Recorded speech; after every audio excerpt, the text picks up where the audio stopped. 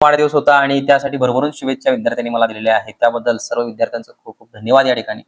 आज तुम्हीच नाही तर महाराष्ट्रातील बरेच विद्यार्थी आज या ठिकाणी ज्या ठिकाणी मी त्यांच्याशी कनेक्टेड आहे, वेगवेगळ्या जिल्ह्यामधून ऑनलाईन लेक्चरच्या माध्यमातून असतील, त्यांच्याशी एक बांधिलकी निर्माण झालेली, एक बॉन्डिंग तयार झालेला आहे. तर आजच्या या वाढदिवसानिमित्त तुम्हाला एक छोटासा संदेश देतोय, तो तुम्हाला लॉंग टर्मसाठी प्रेरणादायक ठरेल. तर बघा, ही रिअल स्टोरी आहे. एक मुलगी असते. आपल्या भारतीय संस्कृतीमध्ये कसं आहे, मुलींना शिक्षणासाठी प्राधान्य नाही आहे. अजून सुद्धा आता बदलल्या परिस्थिती, पण अजून सुद्धा काही काही घरामध्ये ही परिस्थिती अजून राहिलेली नाही आहे, की मुलांना शिकवतात जास्त, मुलींना नाही. का?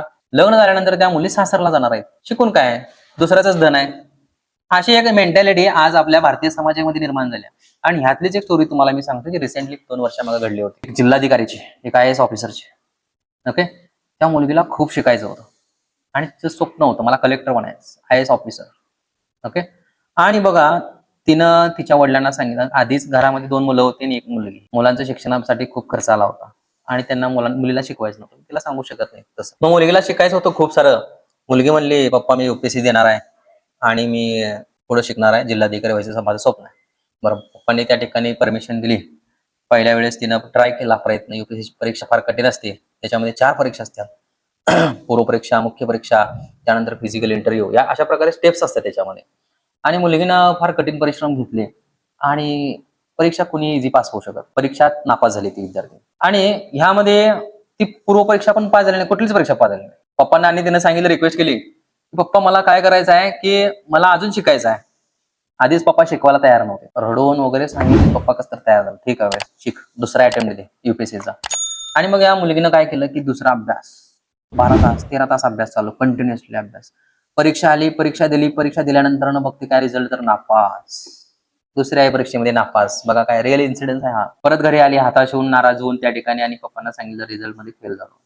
"पप्पा मी आज शेवट प्रयत्न करणार आहे, मला परमिशन द्या." पप्पांच्या मनात नको नकार अधिकार होता, तरी पण पप्पा ठीक आहे शेवट प्रयत्न. परत 15-15 तास अभ्यास चालू केला, फॉर्म भरला, अभ्यास चालू केला, परीक्षेचं टायमिंग आलं. बघा ह्या फेज मध्ये तिने 2-3 वर्ष घातली ना. आणि मग नंतर परीक्षा दिली. परीक्षा दिल्यानंतर रिझल्ट आला. रिझल्ट मध्ये परत नापास, अजून फेल. घरी आली, नाराज झाली, डोळ्यातनं पाण्याची धारा. रिझल्ट बघितल्यानंतर रडत रडत म्हणली, "पप्पा नापास झालो, मला अनेकदा बसायचं आहे."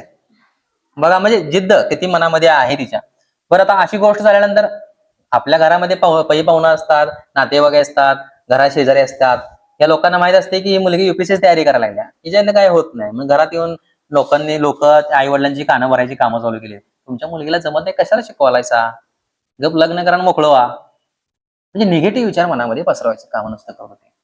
पप्पांना एवढं रिक्वेस्ट करून तिने सांगितली, की "नाही, मी शेवटचा अटेम्प्ट, तुम्हाला इथून पुढे मी काही म्हणणार नाही. माझं मी, तुम्ही कोणाशी लग्न लावून देताय तिच्याशी लग्न करतो." अशी गोष्ट झाली. मग पप्पा म्हणले, "ठीक आहे, कर प्रयत्न." मुलगीनं 15-15 तास अभ्यास चालू केला. लक्षात, फॉर्म भरला, 15-15 तास अभ्यास डेली चालू होता. छोटीशी स्टडी रूम होती तिची आणि छोट्याशा स्टडी रूम मध्ये तिने अभ्यास चालू केला. दिवस रात्र तिला समजत नव्हता अजिबात. नुसता अभ्यास, अभ्यास, एक अभ्यास. कुठेही क्लास नाही, काय नाही. एवढं कठीण परिश्रम घेतले. परीक्षेचं हॉल तिकीट आलं, प्रवेश पत्र घेतलं, परीक्षा हॉलमध्ये गेली, परीक्षा दिली. परीक्षा दिल्यानंतर 1-1.5 महिन्यामध्ये रिझल्ट आला. रिझल्ट आल्यानंतर बघते तर काय, पूर्ण देशात अव्वल नंबरला, 1 नंबरला. Real incidence. आणि IAS अधिकारी झाले. त्या IAS अधिकारीचं नाव आहे टीना दाबी.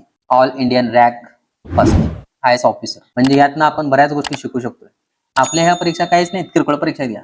अरे ती मुलगी आहे आणि या पूर्ण समाज व्यवस्थेवर तिनं पूर्णपणे पायंडा ठेवून त्या ठिकाणी देशात 1 नंबर, भारतातली सगळ्यात कठीण परीक्षा पास होऊ शकते. म्हणजे किती ज्वलंत उदाहरण आहे बघा. यातनं आपल्या तर परीक्षा काही नाही, किरकोळ आहेत. आपल्याला जर हे जरी जमत नसेल तर काय उपयोग आहे आपला, सांगा. ओके, आपण कुठल्याही परीक्षेवर मात करू शकतो. Nothing is impossible, everything is possible.